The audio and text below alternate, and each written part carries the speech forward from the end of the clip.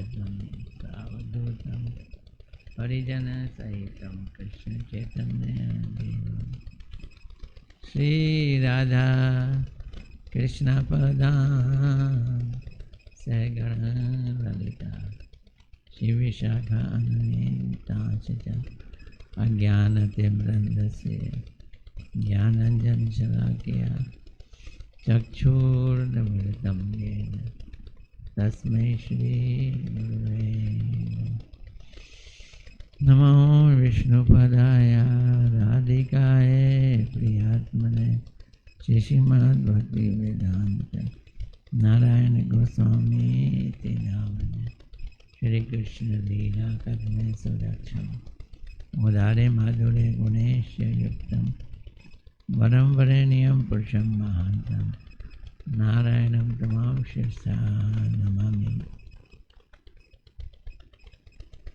वांछा कल्पतरुभ्यश्च कृपा सिन्धुभ्यैव च पतितानां पावनेभ्यो वैष्णवेभ्यो नमो नमः। नमो महावदन्याय कृष्ण प्रेम प्रदायते कृष्णाय कृष्ण चैतन्याय नामने गौरी तुलसे नमः। हे कृष्ण करुणा सिंधु दीनबंधु जगतपते गोपेश गोपिका कांत राधा कांत नमस्तुते। तप्त कांचन गौरांगी राधे वृंदावनेश्वरी वृषभानुसुत देवी प्रणमामि हरे प्रिय वृंदाय तुलसीदेवाय प्रियाय केशवशिला कृष्ण भक्ति प्रतिदेवी सत्यवते नमो नमः। श्री कृष्ण चैतन्य प्रभु नित्यानंद श्री अद्वैत गदाधर शिवासादि गौर भक्तवृंद हरे कृष्णा कृष्णा कृष्णा हरे हरे हरे राम राम राम हरे हरे हरे कृष्णा कृष्णा कृष्णा हरे हरे हरे राम राम राम हरे हरे कृष्णा कृष्णा कृष्णा हरे हरे हरे राम राम राम हरे हरे। मैं सर्वप्रथम अपने परम आराध्यतम गुरुदेव नित्य लीला प्रविष्टों विष्णुपाद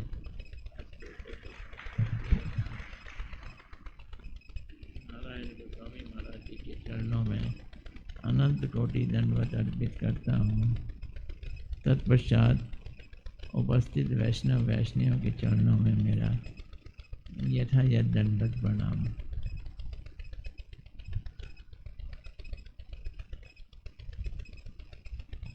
शुरू करने से पहले थोड़ा सा महामंत्र का कीर्तन करेंगे।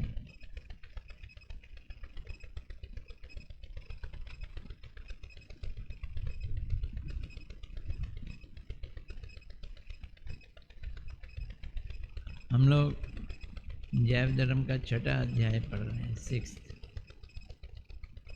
बड़ी लंबी बहस चल रही है, हो सके तो आज शायद खत्म हो जाए। चलो भक्ति विनोद ठाकुर जी की कृपा मांगते हैं और महामंत्र का जाप करते हैं।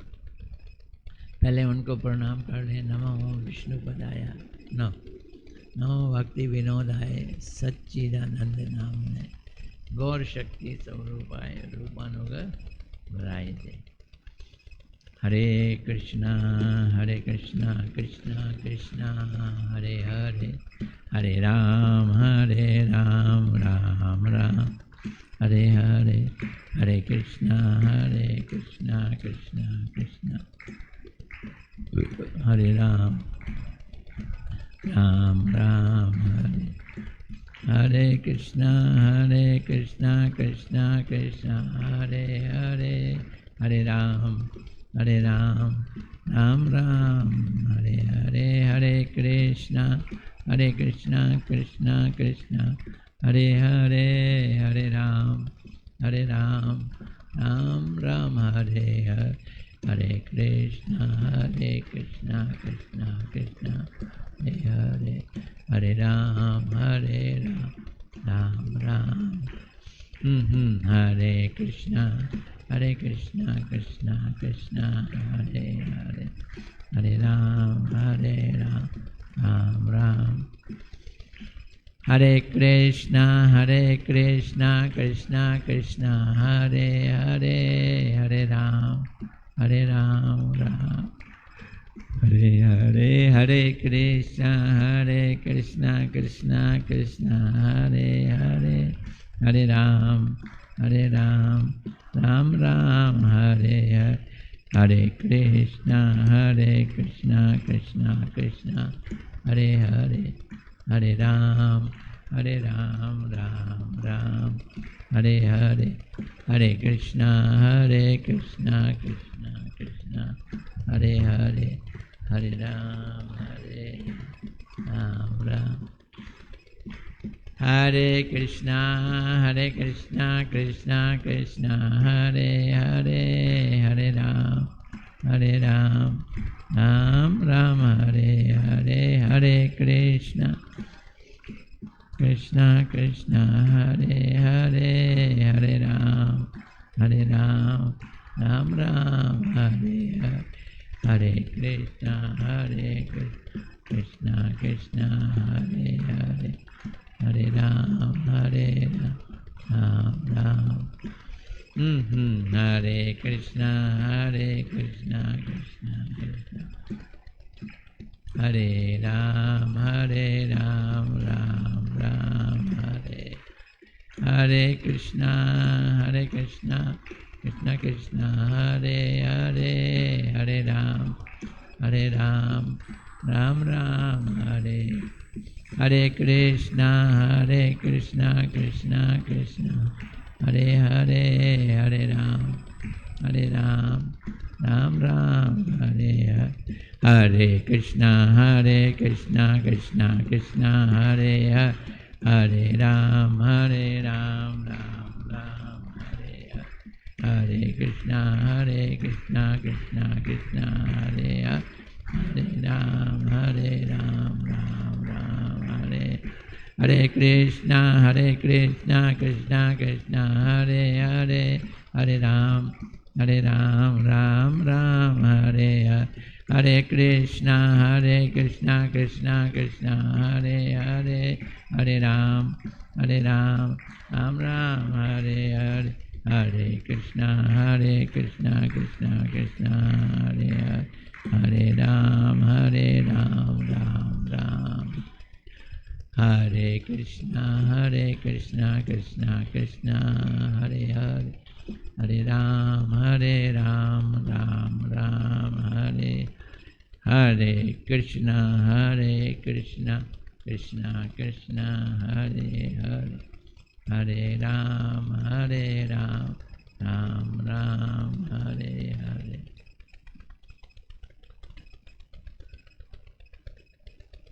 प्रैक्टिकली वैष्णव लोग और ब्राह्मणों के बीच में वाद विवाद चल रहा है। कहाँ पे चल रहा है? ये गौतम द्वीप में चल रहा है। किस में? ब्राह्मणों में और वैष्णवों में।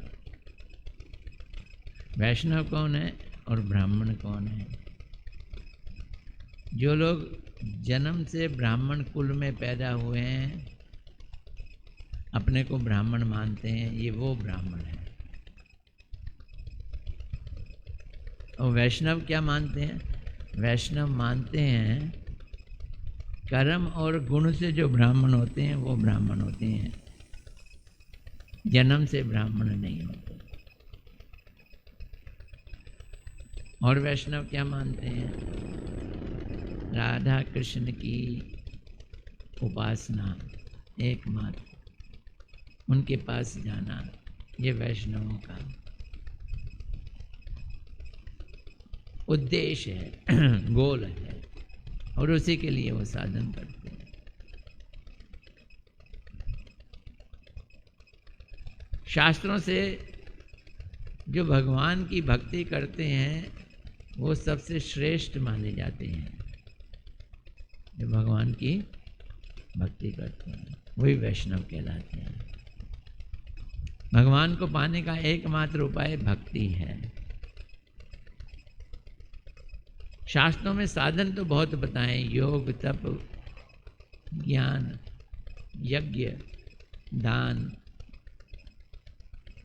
कर्मकांड, बहुत सारी चीज़ें बताई गई हैं, लेकिन इन सब से भगवान नहीं मिलते हैं। भगवान प्राप्त करना है तो एकमात्र एक ही उपाय है। क्या उपाय है? भक्ति। भक्ति सबसे श्रेष्ठ उपाय है। तो जो भगवान की भक्ति करे वो वैष्णव होता है। जो भगवान की भी भक्ति करें और देवी देवताओं की भी भक्ति करें वो वैष्णव नहीं है। समझना है एक बात को। जो भगवान की भी भक्ति करें, ऐसे ही मजाक में एक बात बता रहा हूँ मैं, मजाक में। अब तो हम पीते नहीं हैं। एक ज़माने में एक शरबत था, उसका नाम था रूह अफ़ज़ा। आप लोगों ने सुना होगा, क्योंकि उसमें गाजर डली होती है, हम उसको पीते नहीं हैं। अभी भी मशहूर है, हिंदुस्तान, पाकिस्तान, बाहर भी जाता है। तो लोग कैसे बनाते थे कि पानी में चीनी घोली और फिर 2-4 बूंदें रूह अफ़ज़ा की डाली और पिला दी। मैं कहता था ये कोई रूह अफ़ज़ा है? रूह अफ़ज़ा तो है पानी में सिर्फ रूह अफ़ज़ा डाल के घोल के उसे मीठा करके पिलाओ। खाली क्या डालो? रूह अफ़ज़ा। चीनी डाल के बनाया तो कोई वो रूह अफ़ज़ा थोड़ी हुआ, वो तो चीनी का शरबत हो। तो वैष्णव भक्ति क्या है? जिसमें सिर्फ कृष्ण की ही भक्ति की जाती है, दूसरे देवी देवता मिलावट नहीं की जाती है, वो वैष्णव है। तो आपस में बहसबाजी चल रही है, कई सारे प्रश्न पूछे गए, कई सारे उत्तर दिए, जिसमें वैष्णव दास जी ने कहा कि मुसलमान 2 तरह के होते हैं। ब्राह्मण कह रहे थे, चूड़ामणि जी ब्राह्मणों को रिप्रेजेंट कर रहे थे कि हिंदुओं को मुसलमानों के साथ बात ही नहीं करनी चाहिए, कोई डिस्कशन नहीं, कोई वार्तालाप नहीं करनी चाहिए। लेकिन वैष्णव कह रहे थे अगर कोई मुसलमान वैष्णव हो रहा है, राधा कृष्ण का भक्त बन रहा है, तो फिर वो मुसलमान नहीं है, वो क्या हो गया? वो वैष्णव हो गया। उससे हम बात कर सकते हैं, उससे हम बात कर सकते हैं। कई सारे प्रश्न हैं। तो आज का प्रश्न है, चूड़ामणि जी पूछ रहे हैं, मुसलमान यदि यथार्थ में वैष्णव हो तो आप लोग उसके साथ एकत्र खान पान व्यवहार कर सकते हैं या नहीं? खाओगे पियोगे कि नहीं? मुसलमान हैं और वैष्णव हैं।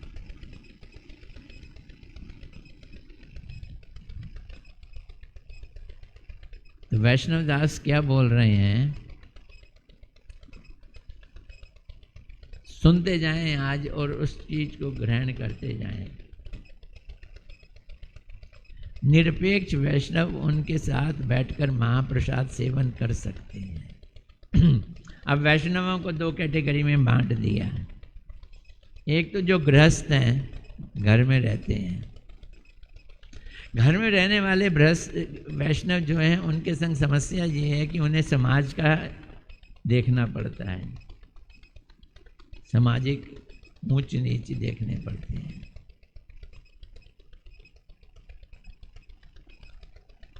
जो गृहस्थ वैष्णव हैं, वैष्णव होते हुए भी वो ये देखते हैं कि हमारा गोत्र क्या है, हम ब्राह्मण हैं, हम क्षत्रिय हैं, हम अपनी बेटी की शादी अपने वाले ही कास्ट में करें।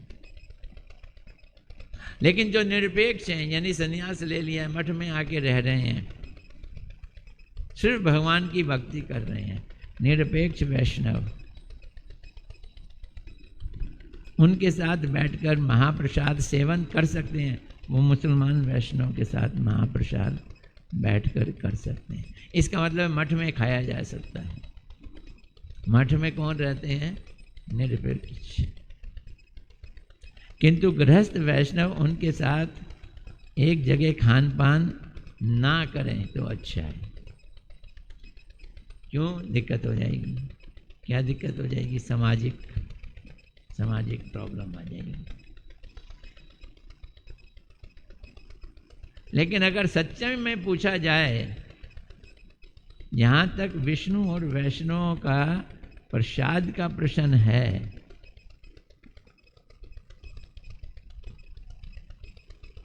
गृहस्थ वैष्णव भी उनके साथ एक जगह खा लें तो कोई अड़चन नहीं है, बल्कि खाना ही चाहिए। भगवान को भोग लगाए, प्रसाद है। मुसलमान वैष्णव, हिंदू वैष्णव, क्रिश्चियन वैष्णव, कोई सा भी वैष्णव हो, उसको मिलकर क्या करना चाहिए? प्रसाद खाना चाहिए। तो चूड़ामणि जी घेर घेर के प्रश्न पूछ रहे हैं। बोलते हैं, अच्छा तो वैष्णवों को मंदिर में सेवा पूजा, मंदिर की आरती कर सकते हैं क्या मुसलमान वैष्णव?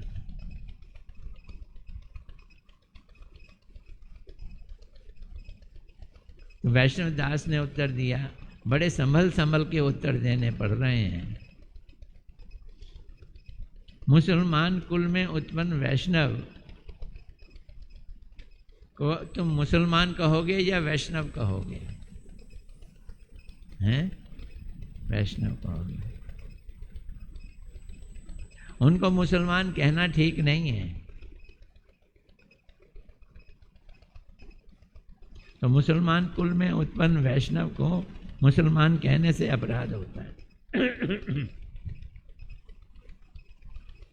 अब कृष्ण सेवा की बात है। हर जीव का अधिकार है कृष्ण की सेवा करना। हम तो यहाँ आके आरती करते हैं, ये एक छोटी सी कृष्ण की सेवा समझते हैं।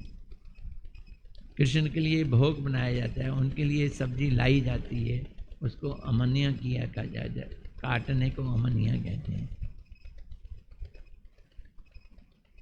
ये सब कृष्ण की सेवाएं हैं। तिलक लगा रहे हैं, ये क्या है? ये भी कृष्ण की सेवा है। तो हर जीव मात्र का अधिकार है कि वो कृष्ण की सेवा करे। जीव मात्र का अधिकार है।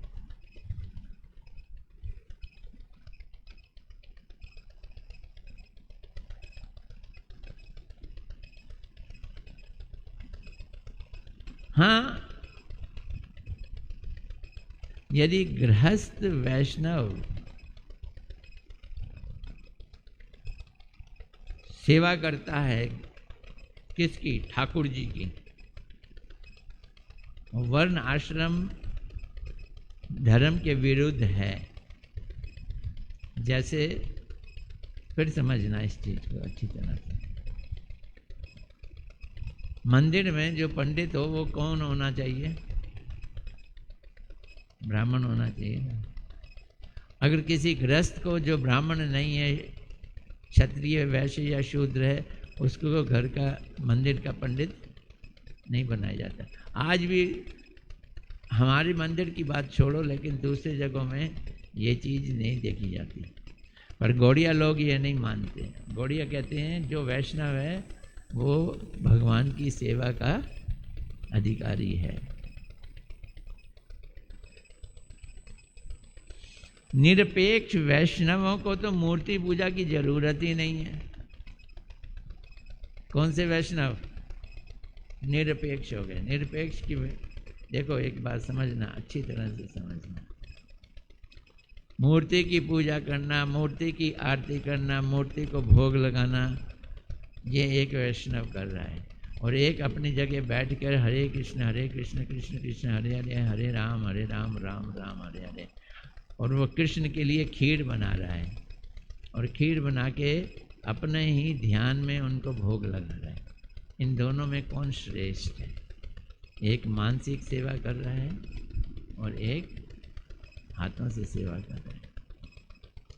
मानसिक सेवा वाला उस समय श्रेष्ठ नहीं है जब एक मिनट तो भगवान की खीर बना रहा है, दूसरे मिनट में वो कहीं और भी चला जाता है, तो वो फिर गड़बड़ है। लेकिन एकदम ध्यान से बना रहा है। ये निरपेक्ष वैष्णव का काम है। ऐसे ही हमारे सनातन गोस्वामी रूप गोस्वामी जी थे, कल बताया था ना, टिकड़ा बनाया, वो क्या कहते हैं उसको, बाटी बनाई और कृष्ण को खिलाई, यूं ही करके खिला देते थे और कृष्ण खा भी लेते थे।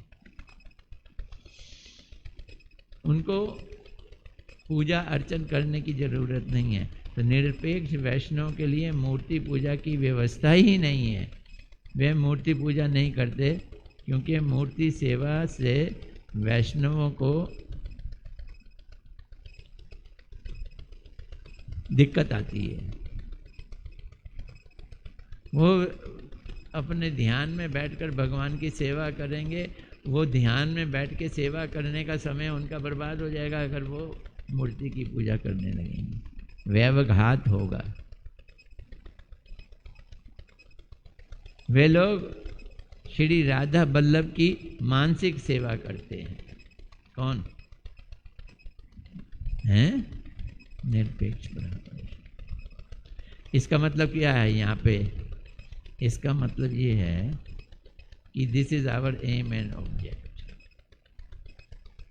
मंदिर में ठाकुर जी हैं, उनकी हम सेवा कर रहे हैं, पूजा पाठ कर रहे हैं, अर्चन करते हैं, भोग लगाते हैं, आरती करते हैं, ये सब साधन का हिस्सा है। लेकिन पहुंचना कहाँ है? पहुंचना इस मंजिल पे है कि यहाँ पे बैठ के फिर अर्चन पूजा ना करनी पड़े, सीधा नाम जाप सेवा का काम हो जाए उसमें। हमें वहाँ पहुँचना है।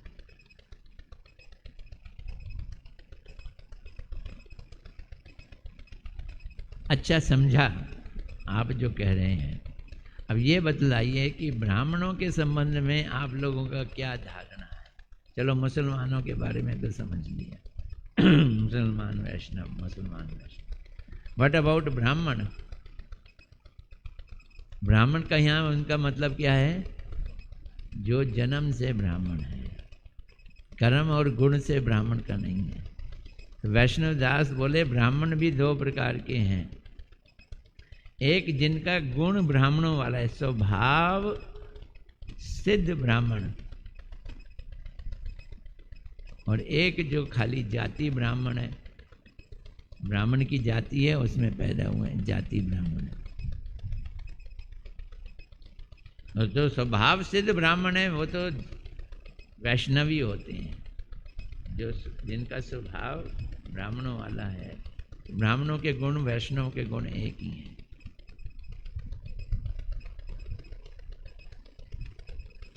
अतएव उनका सम्मान तो परम आवश्यक है, सर्वसम्मत है, सारी सम्मति कहती है उनका आदर करना है उन ब्राह्मणों का। कौन सा ब्राह्मण? जो स्वभाव से ही वैष्णव है। जाति सिद्ध ब्राह्मणों का व्यवहारिक सम्मान है। मैंने देखा था, मैं रमेश नगर में रहता था, वहीं यहाँ मंदिर था, एक सनातन धर्म मंदिर था। मैं सुबह सुबह वहाँ चला जाया करता था। पुजारी से मेरी बड़ी अच्छी दोस्ती हो गई। वो प्रसाद देता था, चरणामृत देता था, बैठा रहता था वहाँ। एक दिन मैं आ रहा था मंदिर बंद था, मैं पैदल चल के आ रहा था तो एक घर देखा, उसमें पुजारी को देखा।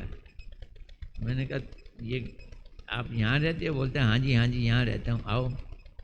जैसे ही मैं अंदर गया तो मैंने क्या देखा कि एक व्यायाम पड़ा था, उसमें प्याज के अचार सिरका डाल के बनाया जाता है ना, वो बन रहा था, बनाया हुआ था उसमें। मैंने कहा पंडित जी आप प्याज लहसुन खा लेते हो? बोलते हैं घर पे खाते हैं। कहाँ खाते हैं? घर में, मंदिर में नहीं, मंदिर में। तो अब ऐसे पंडित से कैसे डील किया जाएगा? तो व्यवहारिक, मंदिर का तो पुजारी है, तो पुजारी से कुछ लेना देना करना हो तो जैसे व्यवहार करना हो करो, पर वो वैष्णव नहीं।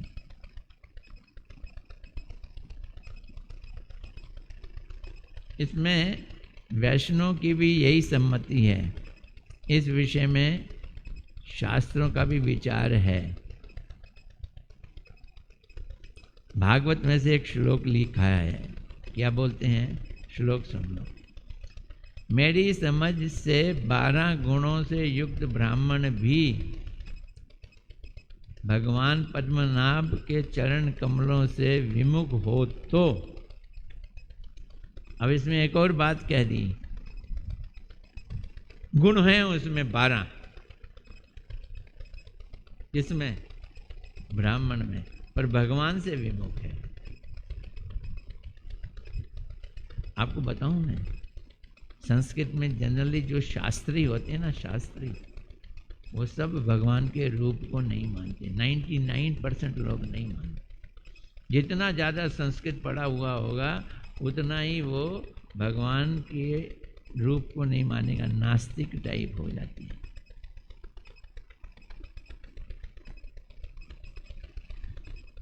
पढ़ा लिखा होना बड़ा खतरनाक चीज़ है। अनपढ़ को भगवान आसानी से मिल जाते हैं।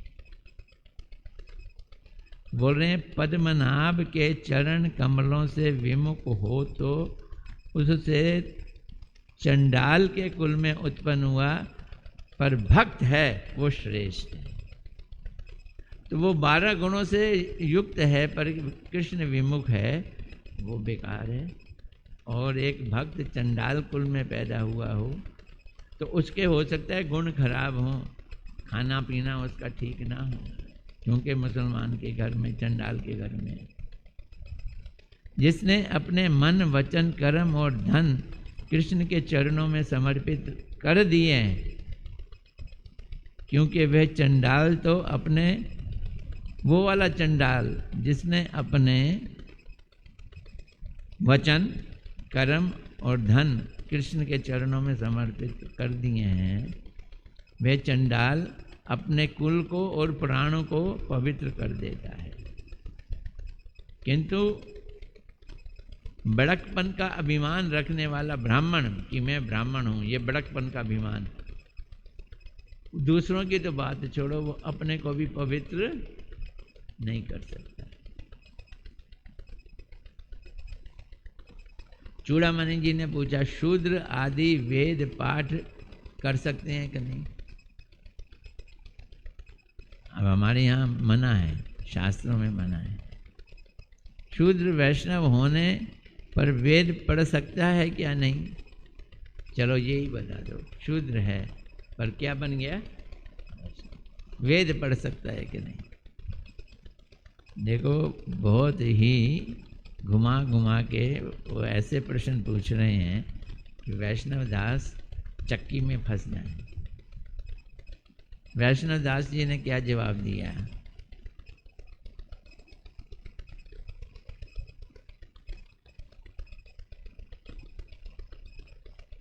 चाहे किसी भी वर्ण का क्यों ना हो,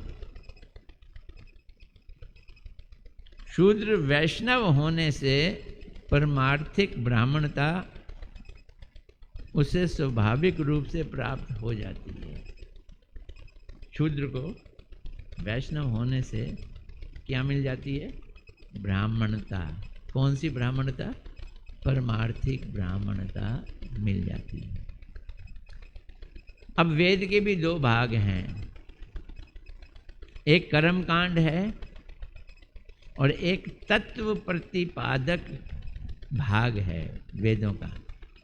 कर्म कांड में पूजा पाठ अर्चना यज्ञ हवन होते हैं, और तत्व प्रतिपादक उपनिषद वगैरह ये सब तत्व प्रतिपादक हैं। तो व्यवहारिक ब्राह्मणों का अधिकार कर्म कांड के अंदर है, और जो परमार्थिक ब्राह्मण का तत्व प्रतिपादक वेद है, उस वेद में शूद्र का, पर कौन सा शूद्र? जो वैष्णव हो गया, अधिकार है। शुद्ध वैष्णव जिस किसी भी वर्ण में उत्पन्न क्यों ना हो, वे तत्व प्रतिपादक वेद का अध्ययन और अध्यापन भी कर सकते हैं। अध्ययन मैंने पढ़ाना और अध्यापन मैंने टीचिंग करना।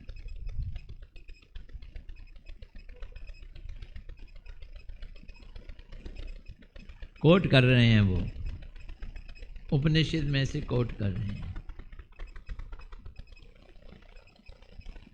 धीर और स्थिर ब्रह्मज्ञ व्यक्ति परब्रह्म भगवान को विशेष रूप से जानकर उनके प्रति प्रकृष्ट अर्थात उत्तम ज्ञान स्वरूप प्रेम भक्ति करेंगे। ये कोट दिया उन्होंने, और एक और कोट दिया, दो कोट दिए, उसको मैं पढ़ रहा हूँ। मैं उम्मीद कर रहा हूँ आज छठा अध्याय समाप्त हो जाए, कल नई सृष्टि लेंगे। हे गार्गी, अक्षर ब्रह्म अर्थात विष्णु वस्तु को ना जानकर ही जो लोग इस लोक से चले जाते हैं, वो बड़े ही कृपण हैं, नीच हैं, शूद्र हैं। जो भगवान को जाने बिना चले गए, वो क्या हैं? कृपण हैं, नीच हैं और शूद्र हैं।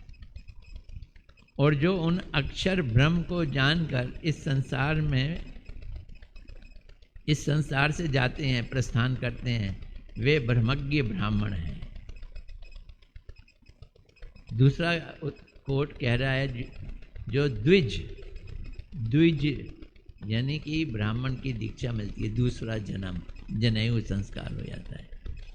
जो द्विज अर्थात ब्राह्मण क्षत्रिय वैश्य, जिनका उपनयन संस्कार के बाद वेद का अध्ययन ना हो और अर्थ विज्ञान और तर्क आदि दूसरे शास्त्रों का अध्ययन उन्होंने किया हो, उसमें परिश्रम किया हो, वे अपनी जीवित अवस्था में ही वंश के साथ शीघ्र शूद्र बन जाते हैं। ब्राह्मण है, पढ़ाई लिखाई की है, किस चीज़ पे की है? तर्क शास्त्र पे की है, व्याकरण पे पढ़ाई लिखाई की है, पूजा पाठ पे भी की है, लेकिन किस चीज़ पे नहीं की है? तत्व ज्ञान पे नहीं की है, वो शूद्र है। उपनयन संस्कार के बाद वेद का अध्ययन ना कर क्या किया है? अर्थशास्त्र, हमारे वेदों में अर्थशास्त्र भी है, विज्ञान और तर्कशास्त्र आदि दूसरे शास्त्रों का अध्ययन किया है, वेद का अध्ययन नहीं किया। वेद का कौन सा भाग? तत्व संबंधी भाग, तो बेकार है।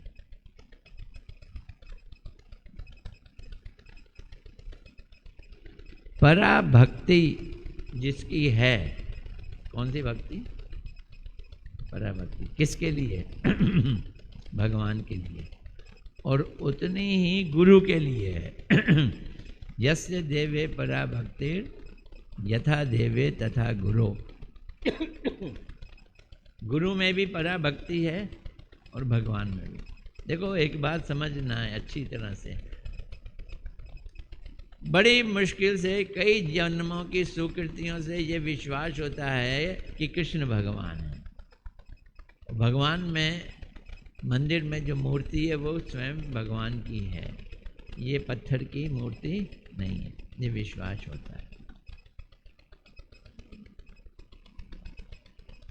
ऐसा व्यक्ति जिसको ये विश्वास हो जाता है वो शुद्ध भक्ति करता है, वो परा भक्ति करता है।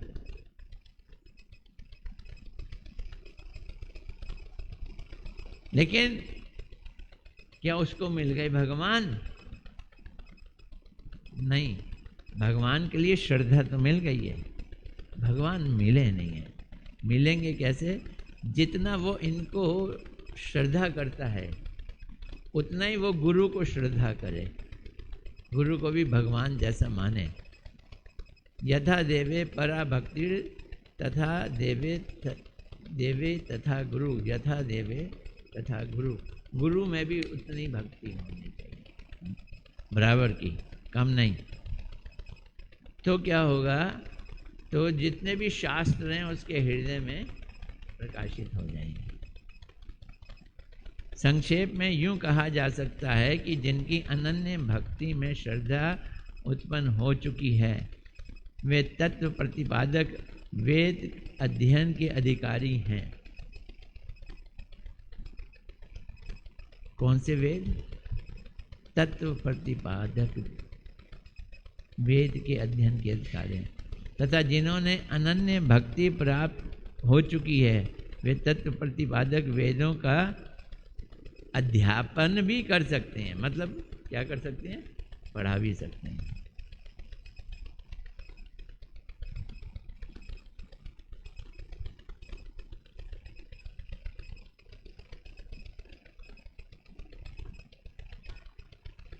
वाह, क्या बात है!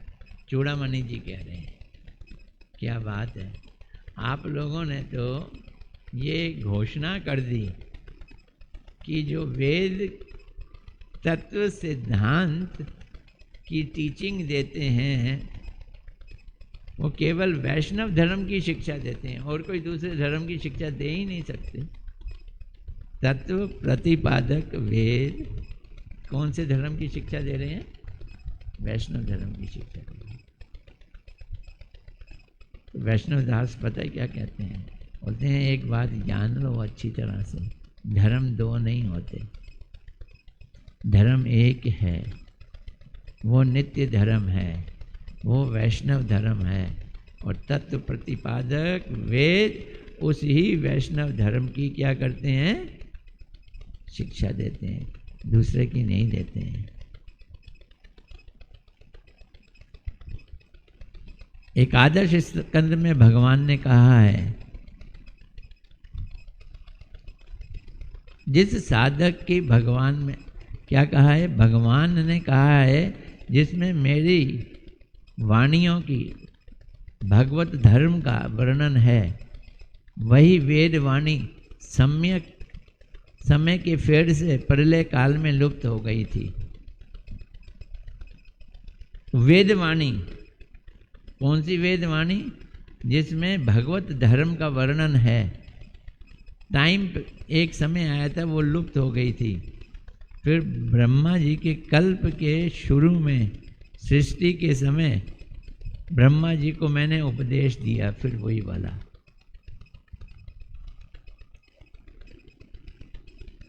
ये भगवान खुद कह रहे हैं। हाँ, यहाँ तक विचार होने पर देवी कौन हैं? लहड़ी माशे का बेटा विद्या रत्न और उनके साथी, उन सबके मुख सूख गए। इतनी बातें सुन सुन के उनके मुख सूख गए। और जो उनके साथ ब्राह्मण अध्यापक आए थे उनका उत्साह भी एकदम खत्म हो गया। कोई प्रश्न ही नहीं है, कोई उत्तर ही नहीं बचा।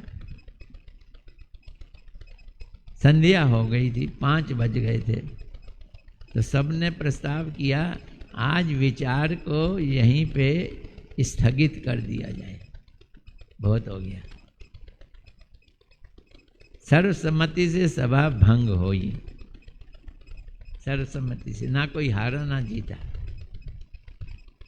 ब्राह्मण पंडित वैष्णव दास पंडित की प्रशंसा कर रहे थे, भाई कमाल है, वैष्णवों में इतनी नॉलेज, हमारे आगे हम उनके आगे हार गए। ये वैष्णव को तो हम नालायक समझते थे, अनपढ़ समझते थे, जिन्हें कुछ आता जाता नहीं है वो समझते थे। उनमें इतना तो ब्राह्मण पंडित वैष्णव दास के पांडित्य की भूरी भूरी प्रशंसा करने लगे। वैष्णव लोग भी हरि ध्वनि देने लगे, हरि बोल हरि बोल हरि बोल, और अपने अपने स्थानों पे चले गए। इस प्रकार छठा अध्याय समाप्त हुआ। अब सातवां अध्याय हम शुरू करेंगे। इसमें दूसरी कथा आ जाएगी। इसका नाम है नित्य धर्म और संसार। सातवां अध्याय का नाम है नित्य धर्म और संसार। एक नई कहानी बनेगी, उसको सुनेंगे। नानक दुखिया सब संसार। हम समझते हैं जब हम तरक्की कर रहे होते हैं ना कि हम बहुत अच्छा कर रहे हैं, पैसा कमा रहे हैं, बच्चे हो गए हैं, बच्चे पढ़ रहे हैं, उनकी विवाह कर दिए, बहुएं आ गईं, खूब हमारी तारीफ हो रही है, तो ऐसा लगता है कि हमारी पतंग बहुत ऊंची उड़ रही है, हम कामयाब हैं, यही कामयाबी है। लेकिन जब वो पतंग डाउन गिरती है, कट जाती है, तब आदमी के हाथ में कितना बचता है, ये देखने वाली बात है। इस संसार में किसी के पास कुछ टिकता ही नहीं है, बढ़े तो घटे तो। घटने वाले को फिर बढ़ने का मौका मिलता है और बढ़ने वाले को घटने का मौका मिलता है। इसी चीज़ के ऊपर ये सारा नित्य धर्म और संसार, संसार क्या है और हमारा नित्य धर्म क्या है, ये बताया गया है। हरे कृष्णा कृष्णा कृष्णा हरे हरे, हरे राम राम राम। अब कुछ पूछना है तो पूछ लो, आज तो खूब सारा समय बचा हुआ है।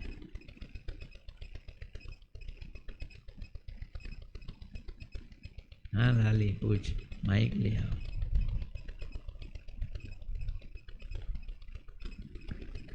ये इतनी बड़ी वैष्णवी है, इसके प्रश्न के लिए मुझे सोचना पड़ रहा है।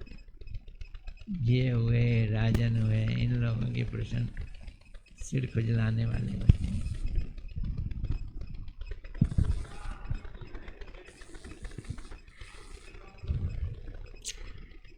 हरे कृष्णा प्रभु जी। प्रभु जी, मेरा ये प्रश्न था कि आपने ये बताया कि जो शूद्र होता है, अगर वो वैष्णव है तो वो वेद पाठ कर सकता है, पर यदि कोई शूद्र अभी वैष्णव नहीं है पर उसका स्वभाव शूद्र वाला है, पर कुछ उसको कुछ जिज्ञासा है कि वेद में पढ़ूं, और तब वो वैष्णव बने वेद पढ़ के, क्योंकि शास्त्र भी तो संग है, तो फिर उसको वो पढ़ नहीं सकता, या क्या करे फिर वो? उसमें क्यों ये इच्छा जागृत हो रही है कि मैं वेद पढ़ूं?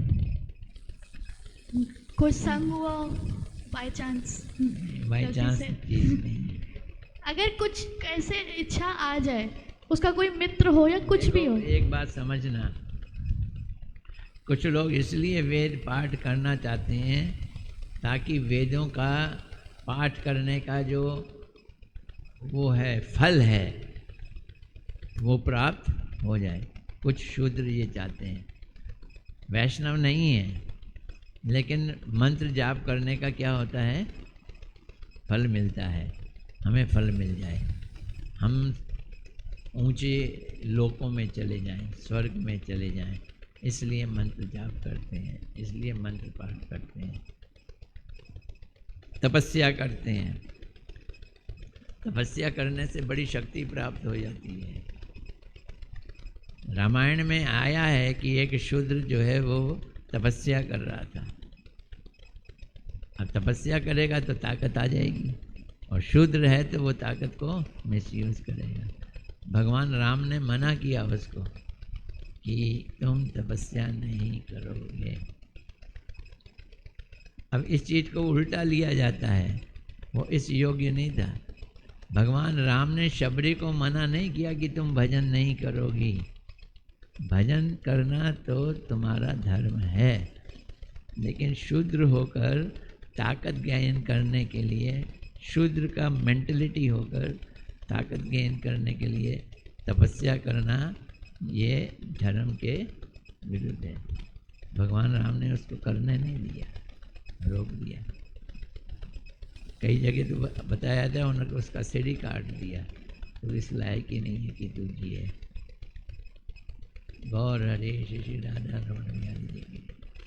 इस बात को अच्छी तरह से समझ लेना कि जिज्ञासा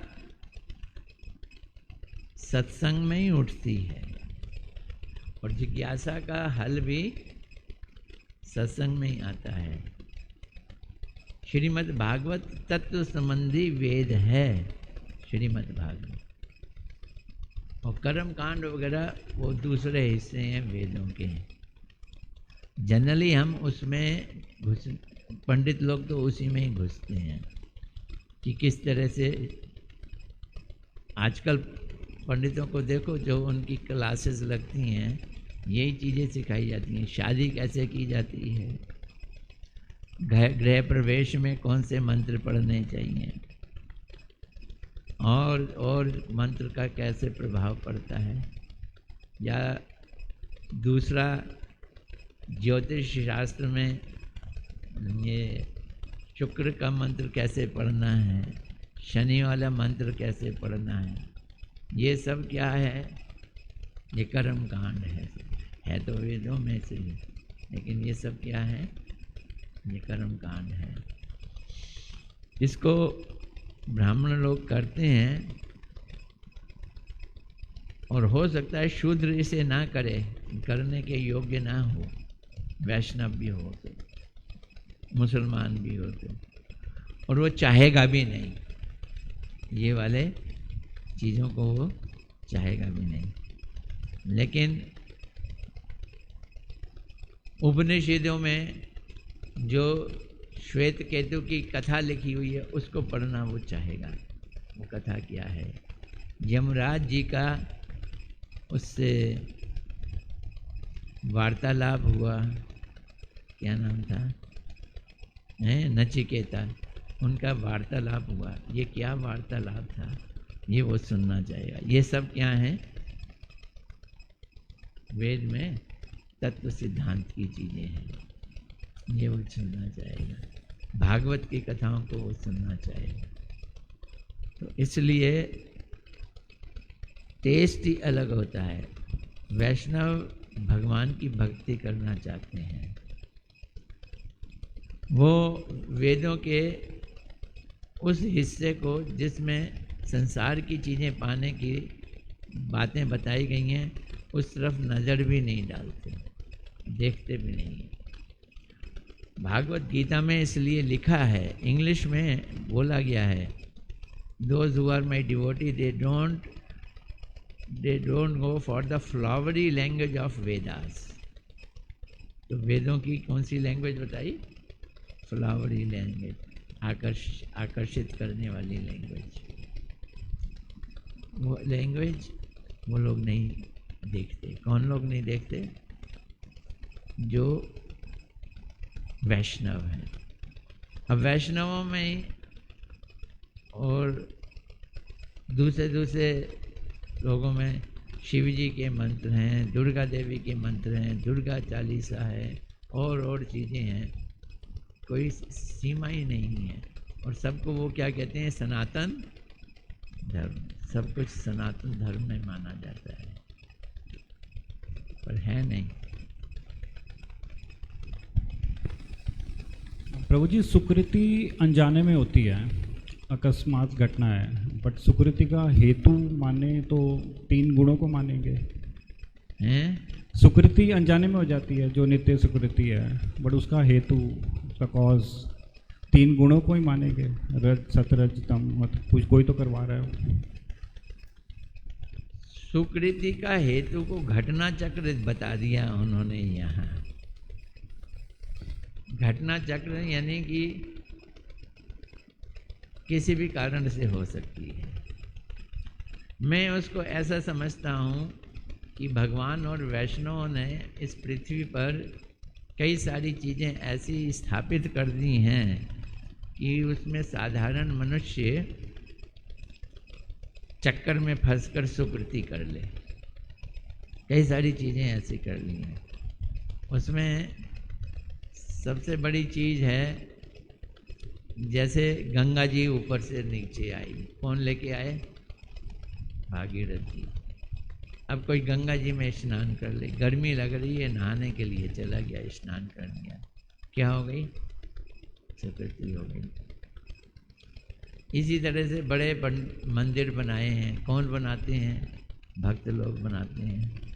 तो मंदिर में घुस गए या मंदिर के सामने से निकल गए, माथा टेक दिया। या उस दिन मैं बता रहा था कि हमारे पीछे B3A ब्लॉक है, कोई वहाँ रहता है, वो वहाँ से जाता है अपने ऑफिस के लिए, बाहर टेम्पो पकड़ता है या बस पकड़ता है, चला जाता है, लौट के आता है तो उसको टेम्पो वाला यहाँ उतार देता है और हमारी इस सड़क से घूमता हुआ आके अपने घर चला जाता है। मंदिर को देखता भी नहीं है, लेकिन अनजाने में उसने क्या कर ली? मंदिर की परिक्रमा कर ली। तो ऐसी ये घटना चक्र है। तो वैष्णवों ने तुलसी के पौधे बनाए हैं और उसको जो वो लोग हैं, क्या कहते हैं, तरह तरह के पौधों को बेचते हैं, उसे क्या कहते हैं? नर्सरी। हाँ, नर्सरीज वाले। उन्होंने तुलसी के भी वो रखे हुए हैं, गमले रखे हुए हैं। तो वो जब सबको पानी देते हैं तो वो तुलसी के गमलों को भी पानी देते हैं। वो भक्त नहीं है, लेकिन तुलसी को जल दे दिया, क्या हो गया? सुकृति बन गई। तो भगवान और भगवान के भक्तों ने बहुत सारी चीज़ें ऐसी छिटक दी हैं, और उन सब छिटकी हुई चीज़ों में सबसे बड़ा है हरि नाम। अब भक्त लोग सड़कों पे जाके हरि नाम करते हैं, हरे कृष्णा कृष्णा कृष्णा हरे हरे, हरे राम राम राम हरे हरे। उसको हर कोई सुनता है, मुसलमान भी सुनता है, हिंदू भी सुनता है, क्रिश्चियन भी सुनता है, जो सड़क पर है, चाह के सुनता है, अनचाहे में सुनता है, कैसे भी सुनता है, कान में चला जाता है। तो ये क्या बन गई? ये सुकृति बन गई। तो इस तरह से वैष्णवों की कृपा से सुकृति प्राप्त करने के बहुत सारे मामले छिटकाए गए हैं ब्रह्मांड के अंदर, और उससे सुकृति हो जाती है। ये अज्ञात सुकृति है।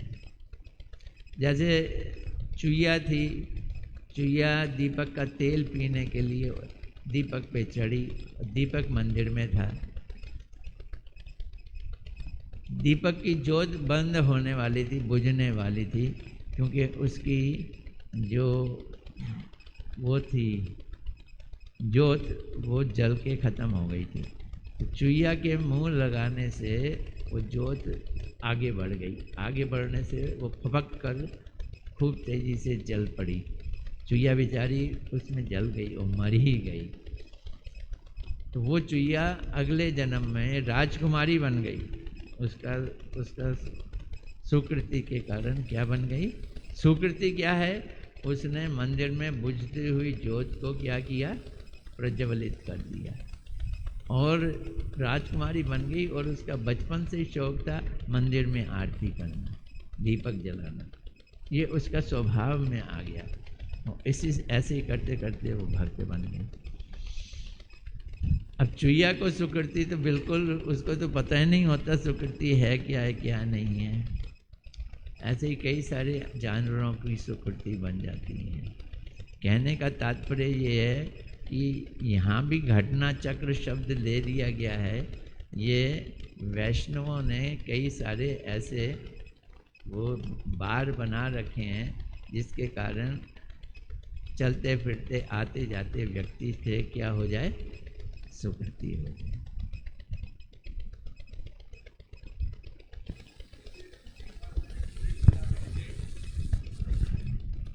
हरे कृष्णा, धन्यवाद, प्रणाम प्रभु जी। इसी क्रम में गुरुदेव मेरे एक दिन बोले कि मैंने थोड़ा सा ऐसे पूछा कि दिल्ली भी एक मेट्रो सिटी है, बट यहाँ पे इतनी भक्ति कैसे है? इतने सारे मठ हैं और प्रभुपाद जी ने भी मठ स्थापित कर रखे हैं ना साउथ दिल्ली में, परम गुरुदेव, मतलब इतने सारे मठ, इतनी भक्ति। तो उन्होंने इसी क्रम में एक लाइन बड़ा अच्छा कहा, क्योंकि ये इंद्रप्रस्थ रहा है तो यहाँ पे पांडवों के चरण पड़े हैं।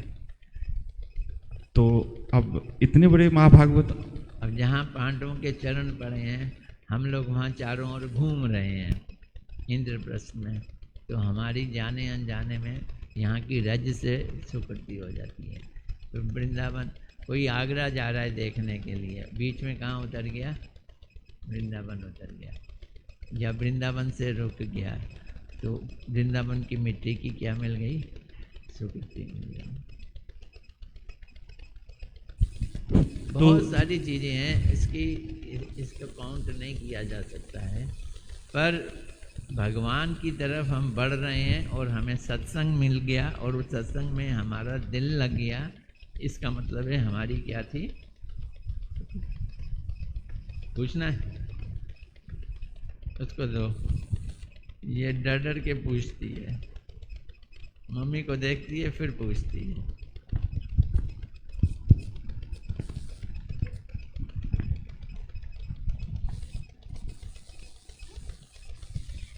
जैसे आपने बताया कि हर जीव का अधिकार है कि भगवान की सेवा करना। अब जो शूद्र है, अगर उसकी पिछले जन्म में कोई सुकृति बनी हुई और वो मन ही मन पूरा भक्ति कर रहा है, बेशक उसने वेदों का नहीं पढ़ रखे, लेकिन उसको पता है कि हाँ मैं नाम जप से भक्ति कर सकता हूँ, तो क्या वो धीरे धीरे वैष्णव में आ सकता है? और उसको किस लोक की प्राप्ति हो सकती है फिर?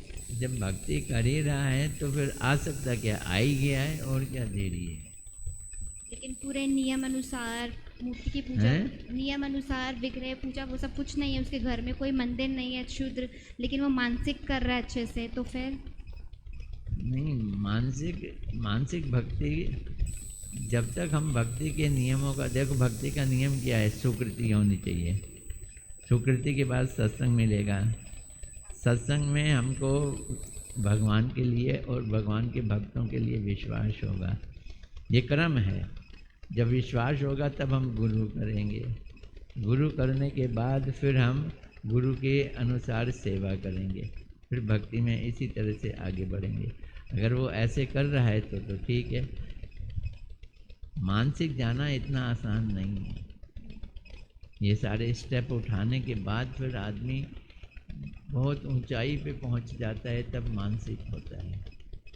जब शुद्ध हो जाता है, मानसिक अपने आप होता है, उसके लिए प्रयास नहीं करना पड़ता, क्योंकि वास्तव में भक्ति मानसिक भी नहीं है, भक्ति तो आत्मिक है। भक्ति को मन नहीं करता है, कौन करता है? आत्मा करती है। पाप और अपराध में क्या अंतर है? पाप शरीरों के अगेंस्ट जो हम कष्ट देते हैं वो पाप है, और आत्मा के अगेंस्ट जो हम गलत काम करते हैं वो अपराध है। महापाप कौन सा हुआ फिर? हैं? महापाप, भागवत में जो 10 प्रकार के महापाप बताए हैं, उसमें से महापाप कौन सा हुआ? नहीं, महापाप नाम की कोई ऐसी अलग चीज़ नहीं है। 4 चीज़ें जो हम कहते हैं, no meat eating, no intoxication, no illicit sex, no gambling, ये महापाप ही हैं। लेकिन ये महापाप भजन करने से, भक्ति करने से खत्म हो जाते हैं। लेकिन जो अपराध हैं वो वैष्णवों की निंदा करना, वो क्या है? वो शरीर के अगेंस्ट नहीं है। किसके अगेंस्ट है? आत्मा और भगवान के अगेंस्ट है। शास्त्रों की निंदा करना, वैष्णवों की निंदा करना, ये सब चीज़ें जो हैं ये भगवान और भगवान के भक्तों के अगेंस्ट हैं, तो ये आत्मा के अगेंस्ट हैं। इसलिए इनको क्या कहा गया? अपराध। कई तरह के अपराध हैं। नाम का अपराध वो 10 हैं, नाम अपराध हैं। सेवा, भगवान की सेवा में 32 तरह के नाम अपराध हैं, और सेवा अपराध है, तरह तरह के अपराध हैं। एक लास्ट, अगर जैसे कि एक व्यक्ति ने बहुत अपराध करे हैं, चाहे बेशक वैष्णव की निंदा करी हो, वैष्णव का अपराध करा हो, लेकिन अनजाने में या एकादशी में उसने व्रत रख लिया हो और उसका वो आगे आके जाके अगले जन्म में क्या उसको भोगना पड़ेगा जो उसने पूरा अपराध करे हैं, या फिर उसके सारे नष्ट खत्म हो जाएंगे जो भी उसने अपराध करे हैं? अपराध किया या पाप किया, अगर उसको मालूम ही नहीं है वैष्णव कौन है कौन नहीं है और वैष्णव की निंदा करना अपराध है, तो वो कर रहा है, ये उसके पाप में आ जाएगा और उसको वो भोगना ही पड़ेगा। लेकिन अगर उसने एकादशी रखनी है तो वो सुकृति में आ जाएगी, उसको सत्संग मिल जाएगा। सत्संग मिल जाएगा तो हो सकता है कि वो भगवान के भक्तों के संग चला जाए, तो वो जो अपराध है वो धीरे धीरे मिटिगेट हो सकता है।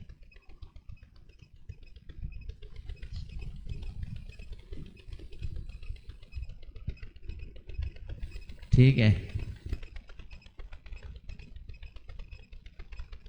और तो नहीं पूछना किसने, चलो ठीक है, बहुत हो गया। बड़ी खुशी हुई, आज 6वां अध्याय समाप्त हुआ।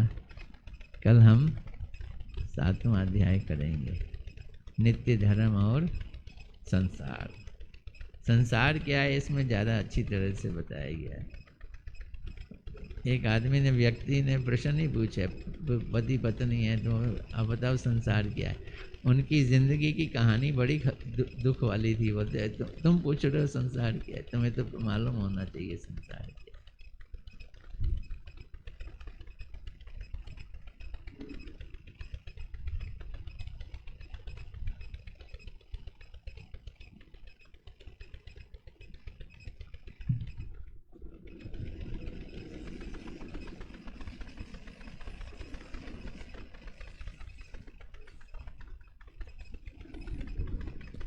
हाँ, सीसी का